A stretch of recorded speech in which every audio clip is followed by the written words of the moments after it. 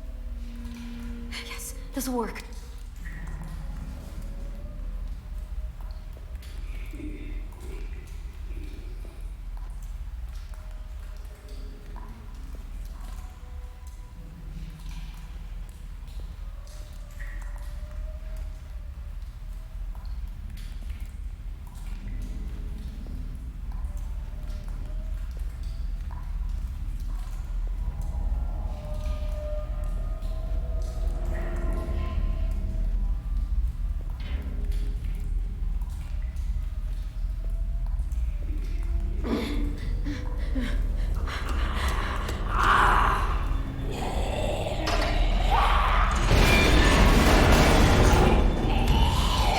Hold!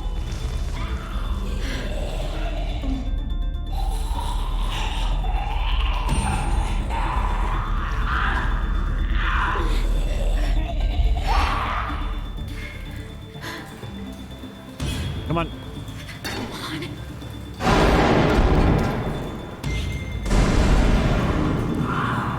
Oh God, get it.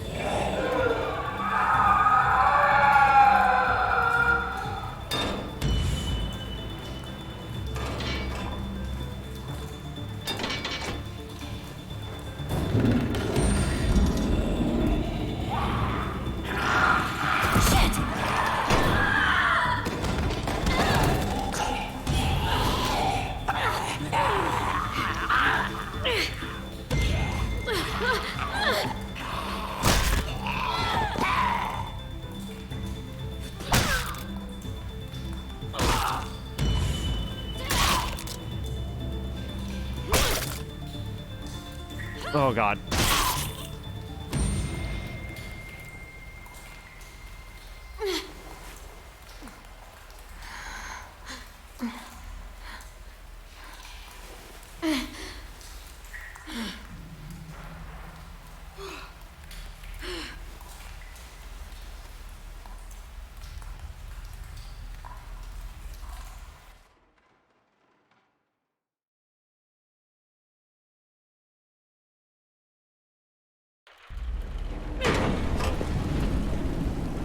AJ? Put the gun down. Get this fucking psycho away from me! Where is she? She's in the basement. She murdered Brody. What? Is that blood on your face? Why Brody? Did you see it happen? Is she a walker now? Hey, Marlon! You might want to get your story straight. Clem! You killed Brody. You hit her so hard, her head split open. That's a lie! I saw you kill her! What the hell is going on? Look at her hands! She's covered in Brody's blood!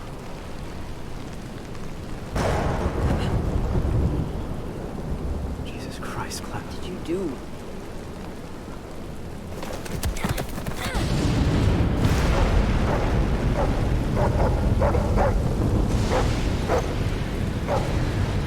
We saved their lives when anyone else would have kept walking! We fed them, we kept them warm, and this is how they thank us! Guns being pulled and murder! Well, fuck them! Fuck, Marlon! Jesus Christ. You shoot me? What do you offer up to your raider friends when they come knocking? What the hell is she talking about? Don't do it, because he needs us alive. Shut up! Brody told me Marlon was gonna give me and AJ up to raiders in exchange for safety. The same way he gave up Sophie and Minnie. Oh my God. Shut the fuck up, Clementine! Let her talk! Brody told me the truth, and that's when Marlon killed her. Ah, come the fuck on! They only met up with these raiders because Clem insisted they go out there. Quite the coincidence, isn't it? Shame I don't believe in those. Think about how scared we all were when the adults left. I pulled us out of that fear. I gave us all courage again. Who are you all gonna believe, huh? Johnny come lately and her little fucking lunatic? Or me? Your friend? She did help us get food. What good is food if a group of outsiders just gonna come along and take it? I'm just saying. Man, this is fucked up. We don't know her, y'all. You have to believe me. You don't! You met her like 2 days ago! I don't know you, Clem. Not really. I'm sorry. This isn't like you. I know you're not weak. Don't let her get in your head. Hey, what Minnie wants you to do. She was my friend too. So was Brody. Clem, Shit. It will all feel safer once I pull this trigger.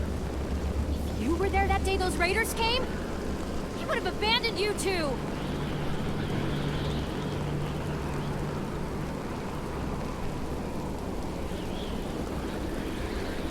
You're goddamn right it has.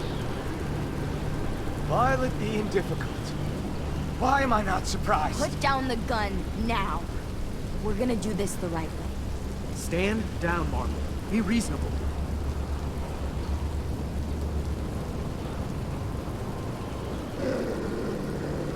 You don't get it. You don't understand at all, do you? I'm trying to protect you! All of you! How does pointing a loaded gun around protect anyone? Brody's dead. Sophie and Minerva are gone. You suck at protection. Shut your fucking mouth! I made the right call. I saved the lives of everyone in this fucking school. If they came back, I'd do it again. Excuse me? I didn't realize we were so fucking expendable. They told me they died! I had to save the rest of you, okay? You gave my sisters away! Why would you do something like that? I trusted you, Marlon. They trusted you. Easy, because he's a coward.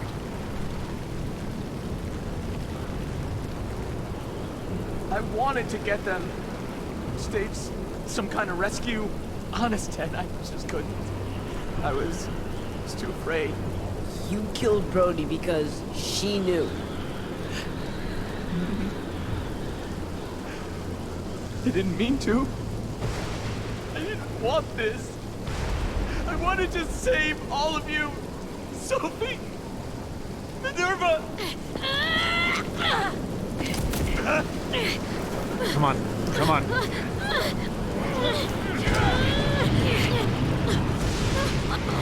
No! Okay, I thought I missed that.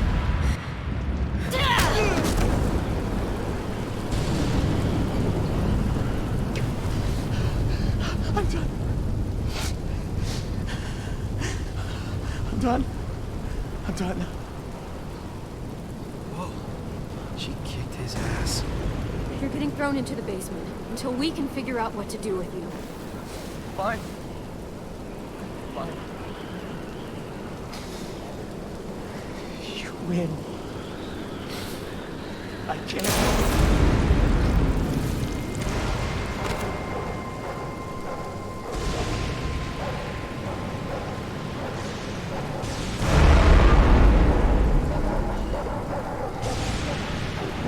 What? I aimed for the head.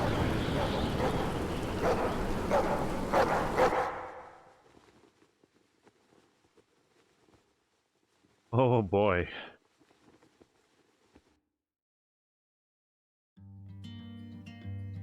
So the stats don't work anymore. I don't know if we'll get to see our choices. Okay. So we're gonna look through and look at these in a bit, but due to some quirks in the Telltale servers, and we're playing the non-definitive edition. We recently learned by watching more than Amia's playthrough of seasons 1 through 3 that the stats no longer work. So that is very disappointing. Also, if this starts playing lyrics at any time, we may have to reach over. Okay, so unfortunately, I've got to take this down because this song is more likely than most to get us in a lot of trouble. So hold on just a quick moment. It should just be, just take this all the way down.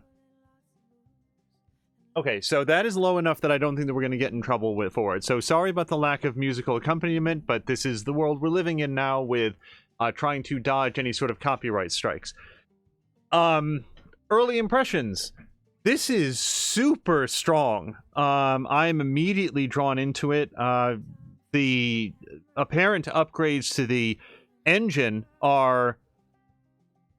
it's just the lighting and the shadowing and the way that the depth of field effects are used are very, very well done. Also just the direction, the use of camera angles, the framing and blocking, especially of the action scenes, are very, very well executed and good at putting me completely on edge.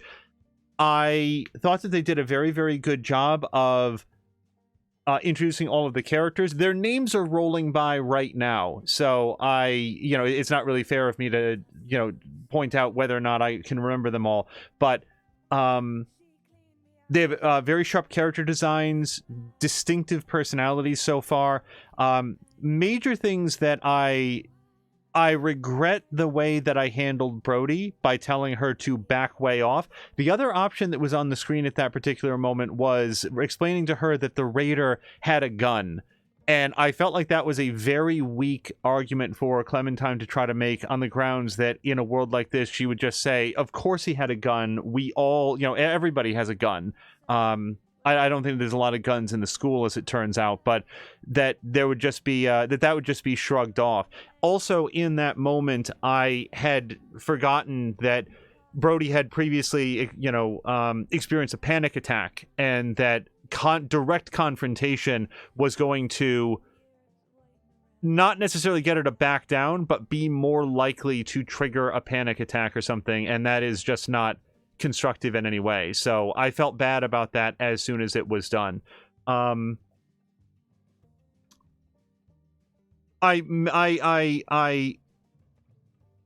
skewed towards this. I started to mention this earlier, but in the sort of the cover art, such that it is for this season of The Walking Dead, they would always show Clementine with AJ, and every time, and AJ is like a young kid, and I'm still trying to work out how old I think AJ is. My best guess is 7 or 8, like a very, very mature 7 or 8.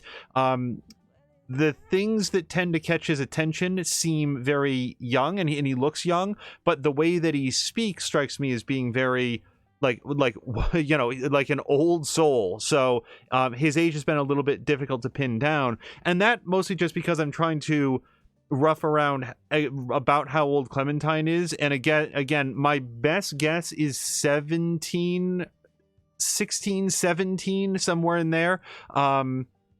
Maybe 18, I'm not sure. And that's just because what she's been through between the last time that we saw her and now. Like, she and AJ mentioned the ranch, which, as far as I know, is not a chapter in their lives that we've seen. So yeah, trying to work out how old AJ is, and therefore what quality of maturity and decision making we can expect from him. AJ strikes me. I skipped right past it. When I would look at the cover art for this season and seeing Clementine and AJ together, and AJ looking like a little kid, I just the prospect of stepping back into The Walking Dead and trying to shepherd a young child who never knew his parents and has been raised by Clementine through a world that is this chaotic, this violent, this dangerous. It just filled me with a sense of dread that I would say, I'll play this later. I'll work my way back around to it later. So it has been a very long time since the release of Season 3, and when we streamed Season 3, and now. On that note, anyone that is curious, we do have a full playthrough of Season 3 of The Walking Dead up in our Collections tab. And that also had an episode 0 where I went into some depth about my experiences with the seasons before this.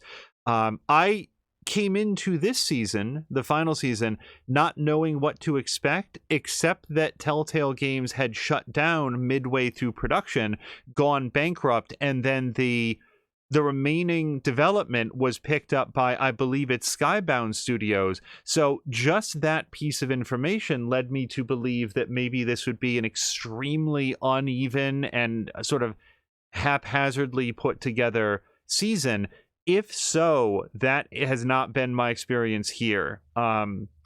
So yeah, both of those things sort of led it to be a long time since season 3 that we decided to jump in this. The final season here has been finished for some time, but we decided to jump into it now for a couple of reasons, mostly because twitch.tv/morethanamia will be playing it later on, and I wanted to be able to discuss the episodes with her as we go through them. So my intention is to play one episode a week every Sunday until it's done, record them in this fashion, and then upload them to Twitch, to our Twitch channel, and hopefully we will be able to interact with you guys as we round out the final episode. We're discussing streaming the final episode so that we can all sort of enjoy the finale, whatever it may be, together.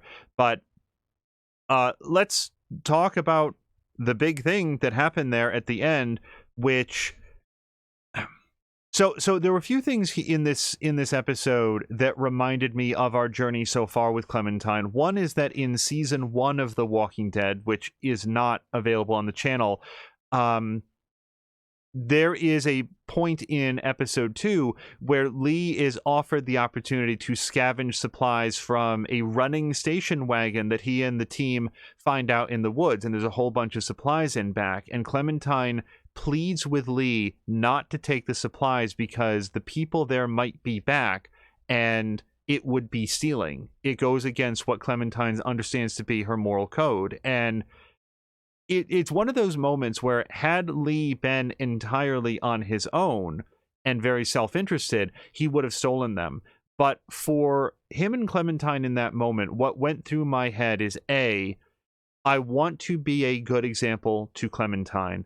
B, this is important to Clementine herself, like not just setting an example for Clementine about how to treat other people and their property, but also Clementine has already come to, like, Clementine herself would rather go hungry than to take those supplies. She has an honorable soul, and I don't want to see that snuffed out here after the apocalypse. So I wanted to go along with that. And C, and this is the most important part, Clementine at that point in episode 1 still believes that her parents are alive. And to her, the idea that someone like her parents could be alive and could have been dragged away. To Clementine, it's very, very important to hold on to the notion that just because someone is not right in front of her, that doesn't mean that they're dead. It doesn't mean that they're gone.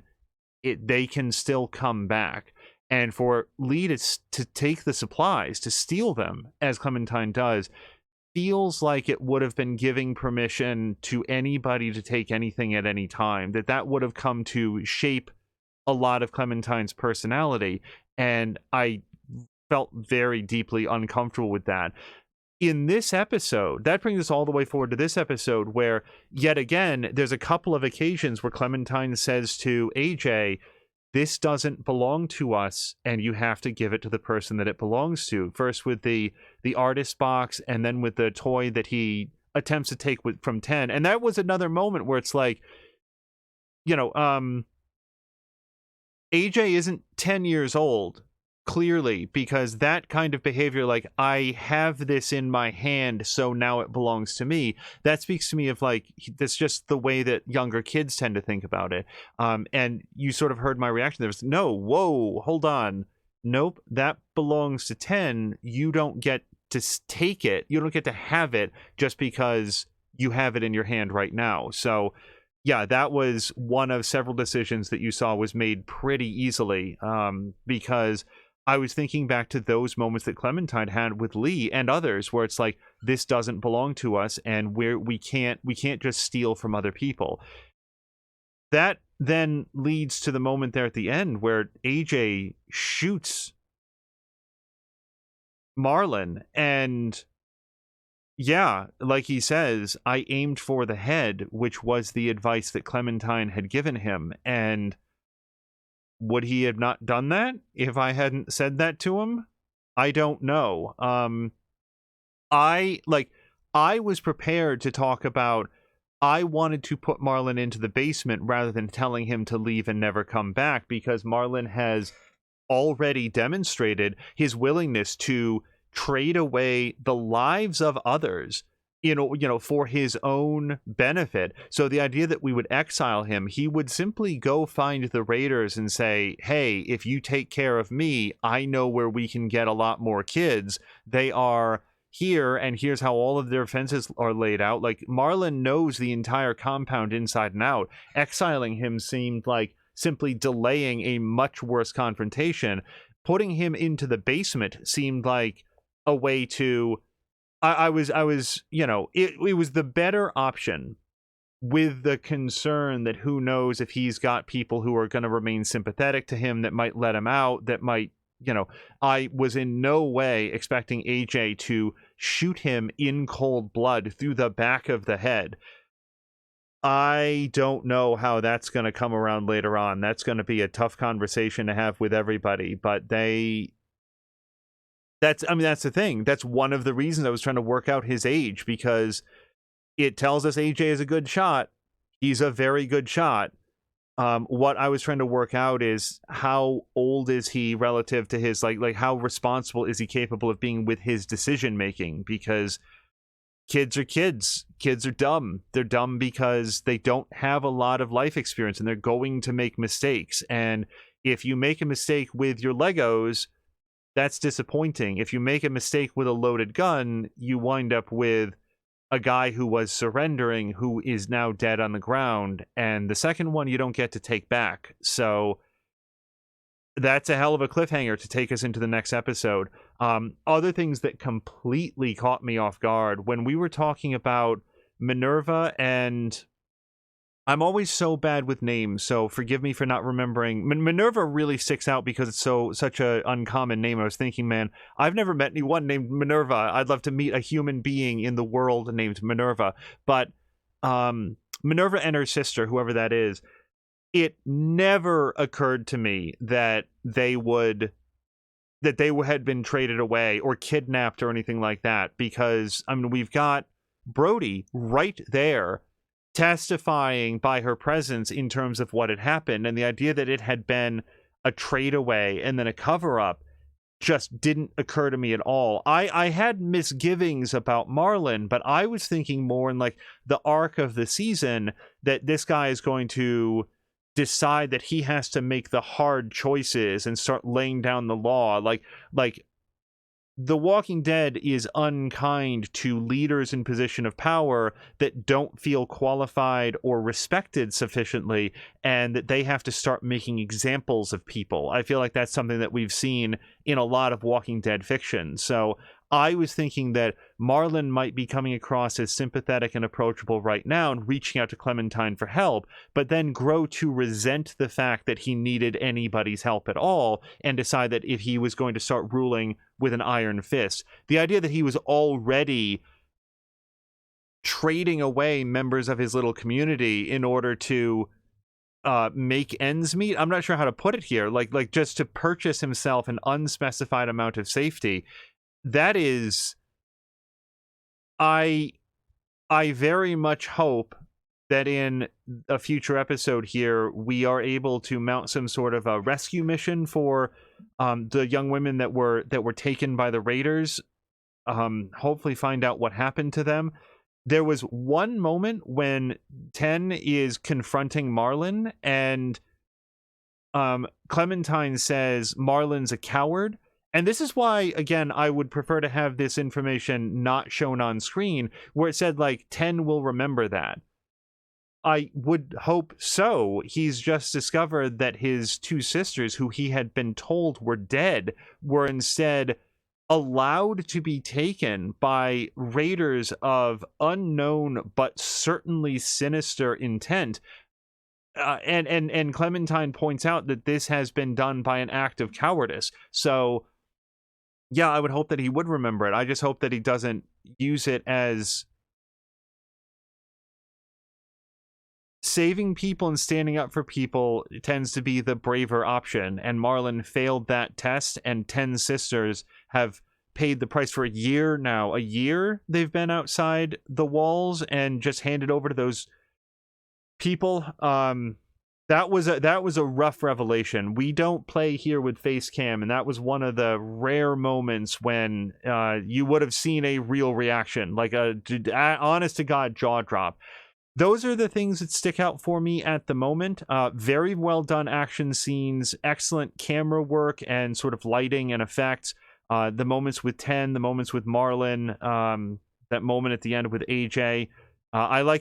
So in terms of like decorating Clementine's room, as soon as that came up on screen, it's impossible not to metagame a little bit that Clementine's room is going to be someplace that we are visiting again and again throughout the season. Like, that immediately communicated to me, okay, we're not going to be leaving the school suddenly at the end of the episode or something like that.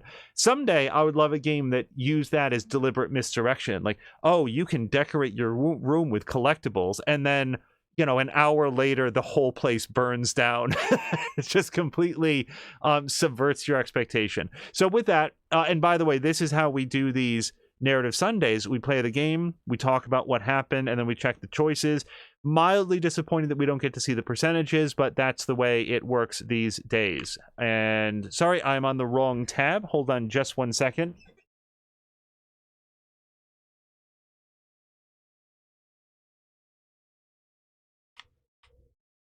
Oh, the controller turned off because I wasn't moving it. That's why I can't move over. There we go. Thank you. Okay. So I left AJ hardened, which was not my intent. AJ was resolved to sleep under the bed after the first night at school. He was satisfied when he attacked Abel at the train station. So I did not know that man was named Abel. I wasn't aiming for satisfaction. I was aiming for... Here's what I was thinking in that moment. So I forgot to call this out. The options are, to my memory, to have AJ shoot, to say to AJ, don't shoot, which was the one that I was absolutely not choosing at that moment, or to attack Abel. My concern with AJ shooting is that Clementine kept directing her gaze to the window behind Abel, and I was concerned that the sound of the gunfire would bring all the walkers smashing in through that window, and that it would happen so quickly that AJ would be trapped in the crawl space underneath the house. So, you know, I didn't want him firing the gun.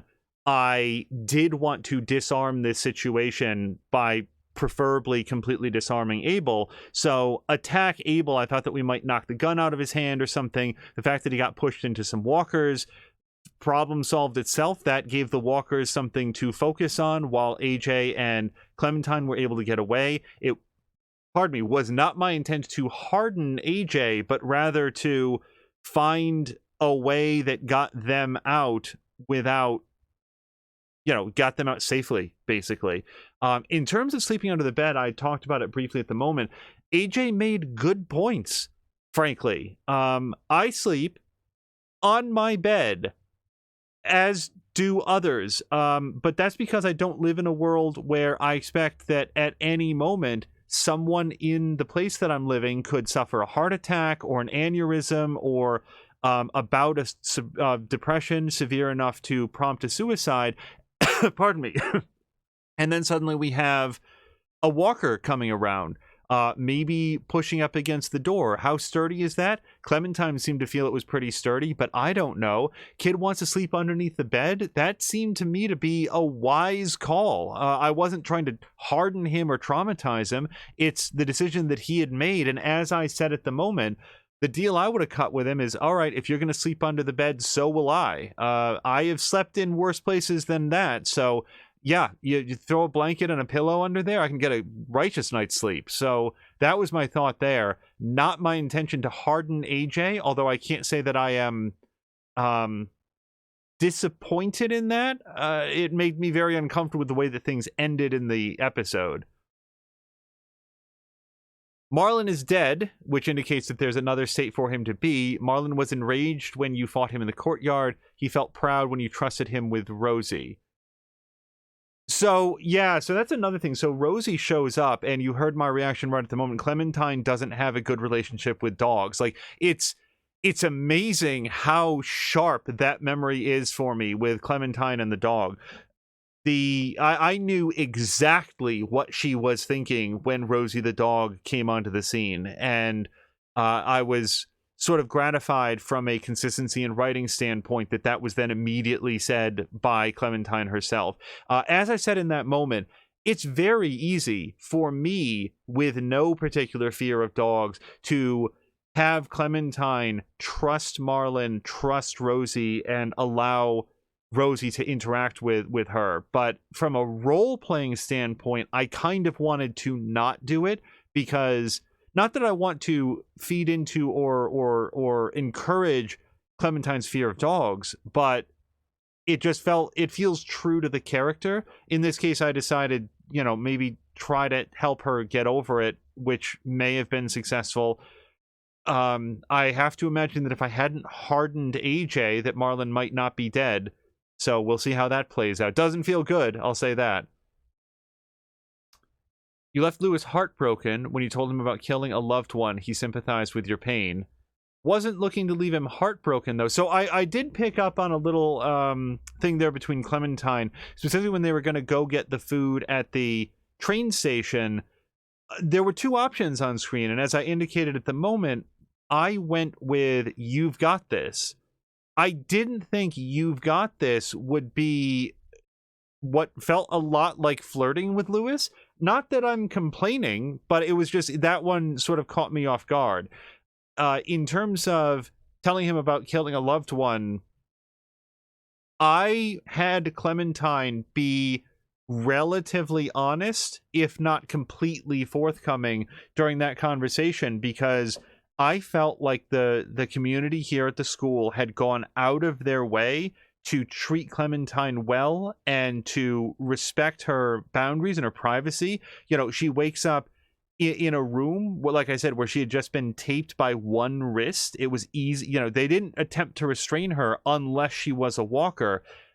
And I just felt like the best way to build bonds and to thank people for the outreach that they had given to Clementine and AJ was to be honest with their questions. So that's why I shared that information. It's not a pleasant memory, but it struck me as being an appropriate response given that. So not looking to make him heartbroken.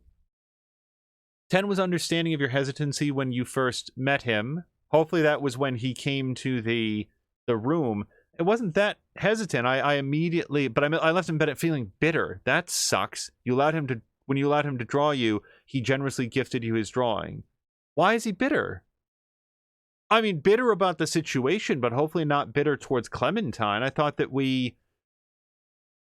I was trying to focus on like building bonds of trust with each person, and I don't like the fact that I left him feeling bitter, but maybe the alternative there was hopeless, destitute, hollow. Bitter is better than those, I suppose, but not feeling great about that either. So Brody's dead. I guess there might have been a way. Okay, so one thing that occurred to me is that when the two of them were arguing, I was thinking, like, you saw me hesitate, and I was like, I can stay back here and listen to their entire conversation. Now I will not know if I had stayed back, would he simply have beaten her with the flashlight on his own, or was that a result of her attempt to talk to Clementine? It's positioned as though she was talking to Clementine, like revealing what she knew, and that in a fit of pique, he hit her with the flashlight. I wonder if I had stayed back, if she would still be alive, or... See, the other alternative point in that conversation would have been there was one other option that I thought was intriguing, it was Brody, don't be afraid. And what I couldn't tell in that moment was, if Clementine says to Brody, don't be afraid, is that the same as telling her, I couldn't figure out what the tone was there. I'd be very interested to know exactly what that choice entailed, because the way that I would express it would be, Brody, you don't have to be afraid. Marlon's not going to hurt anyone here. Tell me what you know. Now, of course, it turns out that that wouldn't have been a promise that I could have kept, but maybe it would have been a little bit less antagonistic. Instead, I went with the back off asshole, which is also warranted in that position where he's being really physically threatening, and then more than just threatening. I just feel disappointed that if there was a way to keep her alive, I would have liked to have done that. I didn't like it when it said your relationship with Brody has changed, because I sort of botched that one. Brody felt grateful when you resolved the conflict between her and Violet. She was pissed off when you pushed back about the encounter with Abel. Yeah, well, understandable on both points. I don't leave anybody feeling good, do I? I left Violet feeling guilty. She was pleased after you complimented her fighting skills. Violet was flattered after you comforted her in the dorm rooms. Why is she feeling guilty then? I don't know why she's feeling guilty. Feeling guilty that she wasn't there with Minerva and her sister? Because, like, as Clementine said, that would have just gotten her taken as well. So that's disappointing about the feeling guilty. Okay, Omar is glad that you checked on him before dinner. Okay, cool. I was mostly talking to everybody. Ruby approved of you teaching AJ manners at the dinner table. Yes. And by the way, so that is just like basic socialization. One of the things that's unclear to me is how much time has AJ spent around other people at all. Clementine does drop at one point. He hasn't spent any time around other people his own age. But, like, that was before, like, they mentioned the ranch, for example. For all I know, Clementine and AJ have been out on the road with no one but each other for company for years at this point. So, if we're going to be even visiting a community, it's kind of important to know how to interact with people. That came up when we were sort of introducing AJ around and having him get to know the people upon whom he had made a bad impression. And I was just thinking, like, just basic manners. You'd think, like, what does it matter in the apocalypse? But it does matter. Treating people well and, like, respecting them at the table, not making a big mess of things. Mitch was happy to show off his weaponry skills to you. Okay, so Mitch was the one who was carving the spearheads, I think. Got it. Asim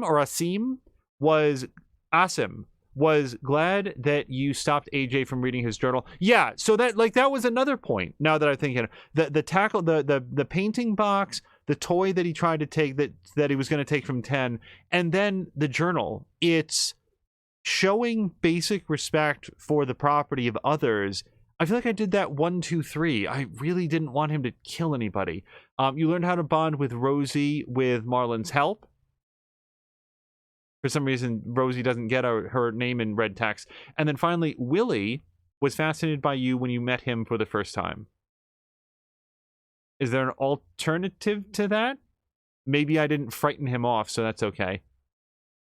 Oh, I missed 2 collectibles. I collected 4 of 6 items during the episode, and that's it. And so now it's going to press A to continue. And if you've watched any of our other Telltale playthroughs, like Minecraft Story Mode or the previous, like, New Frontier, Walking Dead, if there is a trailer after this, I will not be watching the trailer. So I will turn away and then turn back around when I'm informed that it is okay. So let's press A, and if it's a trailer, oh, let me dial the volume back up. Hold on just 1 second.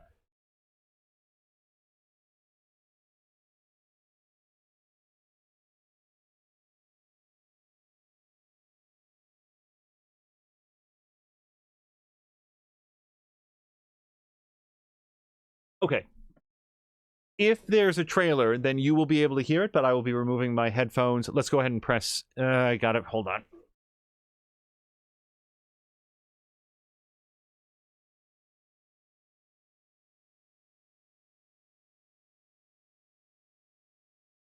All right, hopefully this will let us go.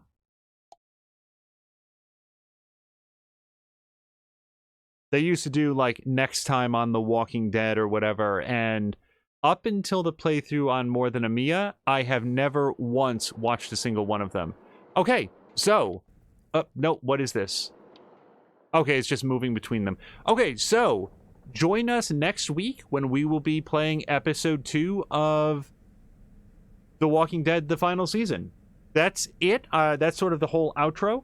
We will be uploading this episode in 2 parts onto Twitch TV and arranging everything into a nice collection. We will endeavor to make sure that the thumbnails do not include any spoilers.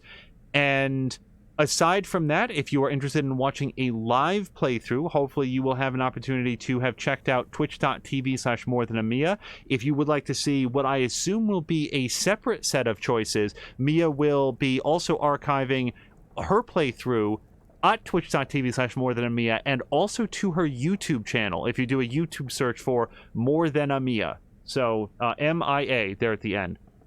That's going to do it. Thank you so much for joining us for this episode 1 playthrough of Telltale's The Walking Dead, the final season, also by Skybound. And we will see you next Sunday for episode 2. Until next time, thank you so much, and I hope you have a great night.